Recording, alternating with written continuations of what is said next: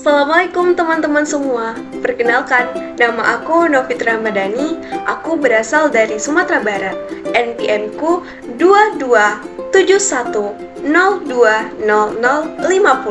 Sekarang aku menempuh perkuliahan di Universitas Islam Negeri Raden Intan Lampung dengan mengambil jurusan Sistem Informasi. Sekarang berada di kelas 1B. Nah, pada video sebelumnya, kita sudah membahas tentang apa sih algoritma itu. Nah, pada video kali ini, kita akan melanjutkan pembahasan ke bagian flowchart. Wait. Sebelum itu, aku mau tanya nih, teman-teman sudah pernah dengar belum istilah flowchart itu sendiri?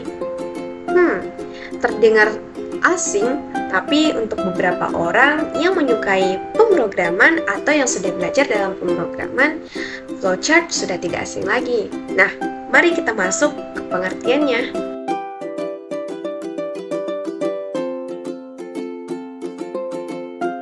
Flowchart merupakan sebuah diagram yang menjelaskan tentang sebuah alur proses dalam sebuah pemrograman.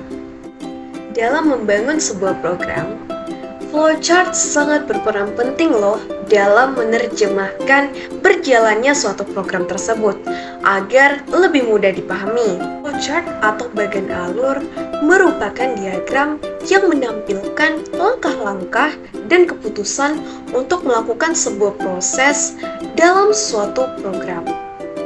Setiap langkah akan digambarkan menjadi sebuah diagram, lalu dihubungkan dengan arah panah atau sebuah garis. Selain pengertian-pengertian yang aku sebutkan tadi, flowchart memiliki pengertian-pengertian lain yang dikemukakan oleh beberapa ahli. Nah, berikut diantaranya. By the way, soal flowchart, apa sih sebenarnya fungsi dan kegunaan dari flowchart itu sendiri ya? Yuk kita cari tahu.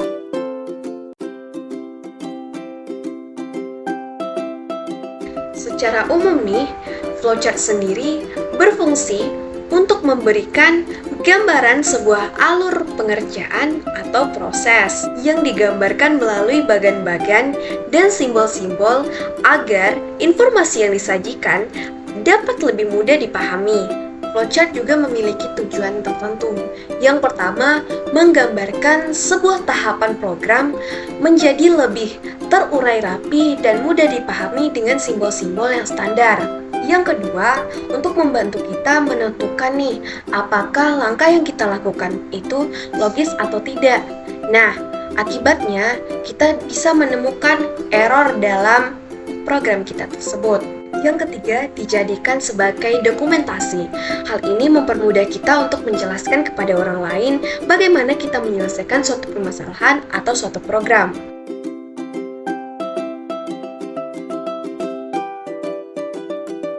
Nah, flowchart memiliki jenis-jenis loh. Ada 5 jenis. Yang pertama, flowchart system merupakan deskripsi secara grafik di mana berasal dari urutan prosedur-prosedur yang terkombinasi yang membentuk suatu sistem. Yang kedua, flowchart paperwork, di mana nama lainnya adalah flowchart dokumen. Nah, flowchart ini berfungsi untuk menelusuri alur form dari satu bagian ke bagian yang lainnya, termasuk bagaimana sebuah laporan dicatat, diproses, lalu disimpan. Yang ketiga adalah schematic flowchart. Schematic flowchart ini sama loh dengan flowchart system yang menggambarkan suatu sistem atau prosedur atau sebuah program deh. Nah, flowchart schematic ini digunakan sebagai alat untuk komunikasi antar analis sistem dengan seorang yang tidak familiar dengan simbol-simbol flowchart yang konvensional. Yang keempat adalah flowchart program. Hal ini dihasilkan dari flowchart system. Flowchart program sendiri merupakan keterangan yang lebih rinci tentang bagaimana setiap langkah-langkah program atau prosedur sesungguhnya dilaksanakan. Analis sistem biasanya menggunakan flowchart program ini untuk menggambarkan urutan-urutan tugas-tugas pekerjaan dalam suatu prosedur atau operasi.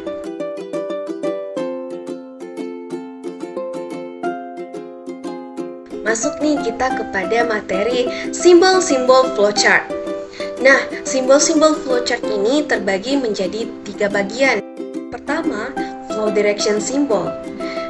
Flow direction symbol digunakan untuk menghubungkan antara simbol satu dengan simbol yang lainnya. Simbol ini juga disebut dengan connecting line. Yang pertama, simbol arus atau flow. Seperti ini bentuknya.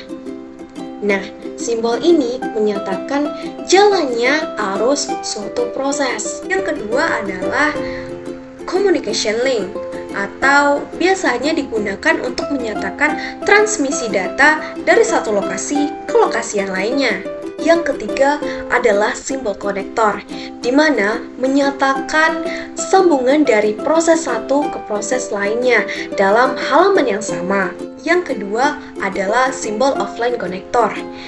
Hal ini juga sama seperti simbol konektor tadi, di mana sambungan dari proses ke proses lainnya akan tetapi bedanya adalah dalam halaman yang berbeda.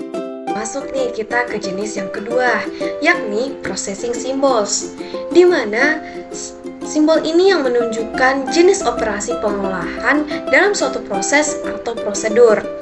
Nah, simbol yang pertama adalah simbol proses, yaitu menyatakan suatu tindakan proses yang dilakukan oleh komputer.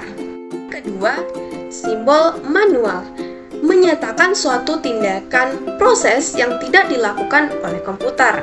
Ketiga adalah simbol decision, di mana simbol ini menyatakan suatu kondisi tertentu yang akan menghasilkan 2 jawaban saja, yaitu iya atau tidak. Yang keempat masuk kepada simbol predefinite process, yang menyatakan penyediaan tempat penyimpanan suatu pengolahan untuk memberi harga awal. Yang kelima adalah simbol terminal, di mana ia menyatakan sebuah permulaan atau akhir dari sebuah program.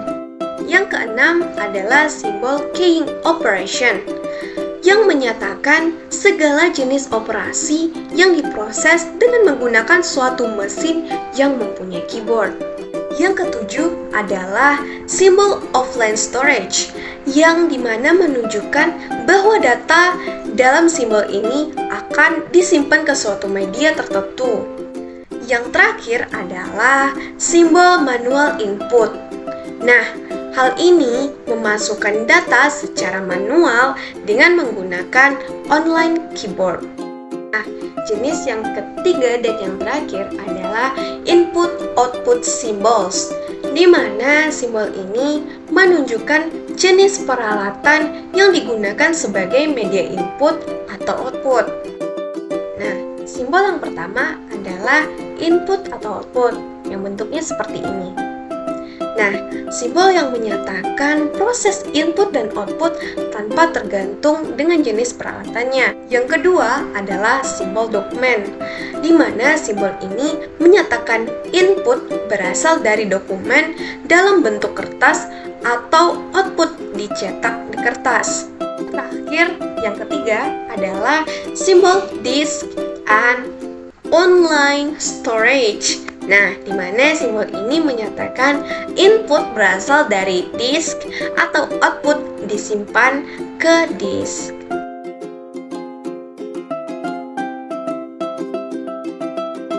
Nah, di video kali ini Novi ingin menambahkan pedoman bagaimana membuat flowchart.